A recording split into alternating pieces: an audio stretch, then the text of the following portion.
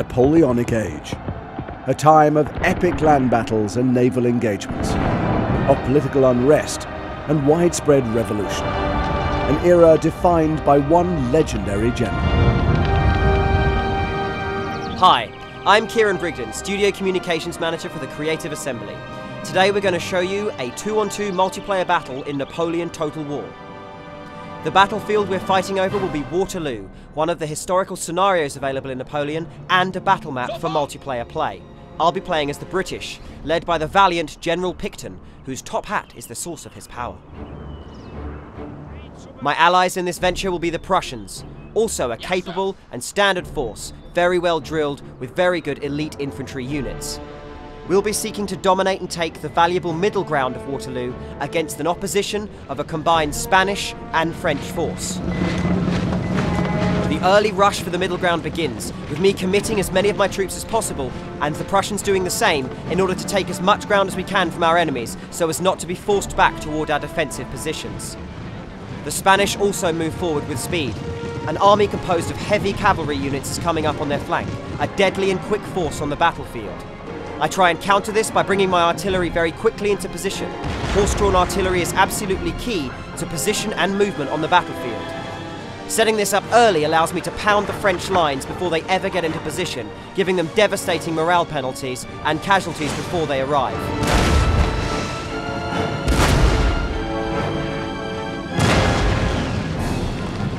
Early French skirmishers now move forward, backed by French line infantry.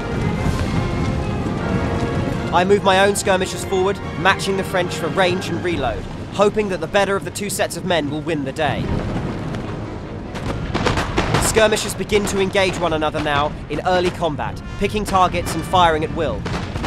I back these up with a line of British infantry. The sheer power of the redcoats cannot be undone as I pour fire onto the French advance force. I also send in a unit of cavalry to try and quickly rout the French advance. I'm forced to turn these back, however, when I realise that the French advance force has deployed stakes, a mobile defence system that allows them to drive off early cavalry attacks. Clearly it will have to be strength of arms that wins this early engagement, and I order my troops to pour fire on my French opposition. Quickly, the French try and counter with a horse charge, throwing all of their cavalry against my own men. However, I formed a square, forcing their horses to balk and rear up, throwing the riders. Their charge will now be largely ineffective against my flanks, as my troops fight them off in a very good defensive position. The French are forced to retreat, their early manoeuvres now in disarray. It's important now to seize the imperative and push forward on the battlefield, disrupting the French advance once and for all. They counter with grenadiers, throwing explosives into the British square, dealing massive casualties and morale damage to my flank. On the other side of the map, the Spanish and Prussians have now lined up against one another.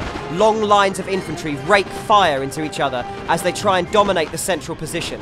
This is a sheer test of firepower and will between the two armies. Massive bursts of gunfire go off as the Spanish seek to find an advantage over the Prussians. They see a weakness and seize it.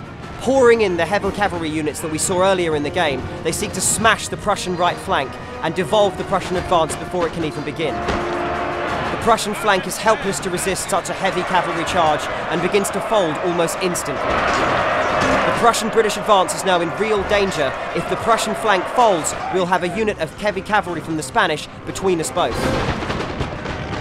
In a desperate bid to stop this problem, the Prussians commit all of their cavalry in a final last-ditch effort to hold the Spanish cavalry in place. We can only hope that the Prussians can at least hold or win the day here against the advancing Spanish.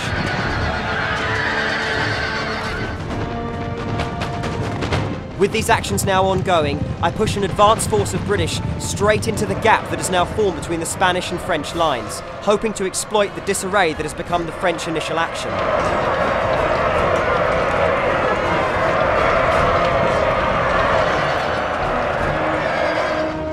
The chaos of the front line quickly yields me the opportunity to move my artillery forward and begin to pound the exposed Spanish flank. Our Spanish opposition is now in real trouble.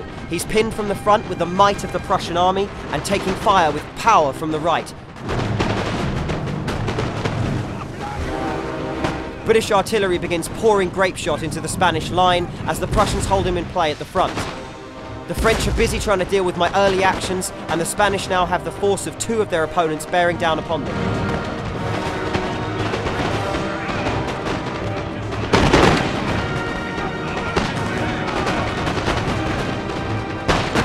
The Spanish are now forced to divert troops to deal with this emerging threat from the British and weaken the firepower they can yield against the Prussians. Truly, their army is now about to be divided and conquered. British artillery units hidden behind cover will now fire into the Spanish position. Heavy shells exploding overhead, breaking the Spanish morale and causing them to take massive casualties. The Spanish player is now all but finished. His units begin to rout as they panic and flee the battlefield. Explosive shells, canister shot, and rifle fire pouring into their ranks.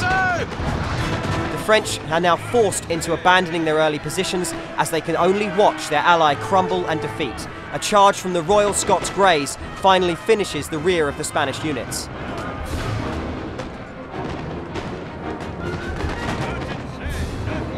The Spanish utterly broken, we now turn our attention on France.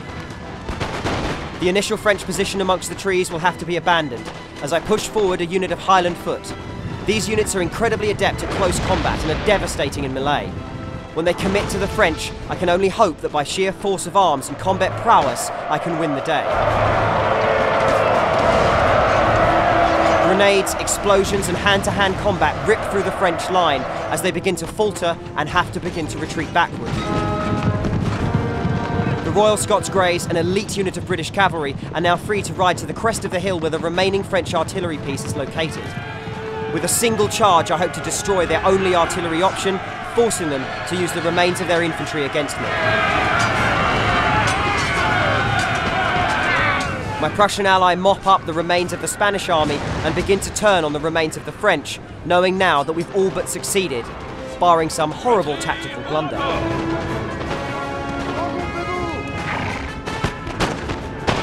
My own troops have now taken up position where the French used to occupy the battlefield and are firing into the French line as it retreats towards a final bastion of defence.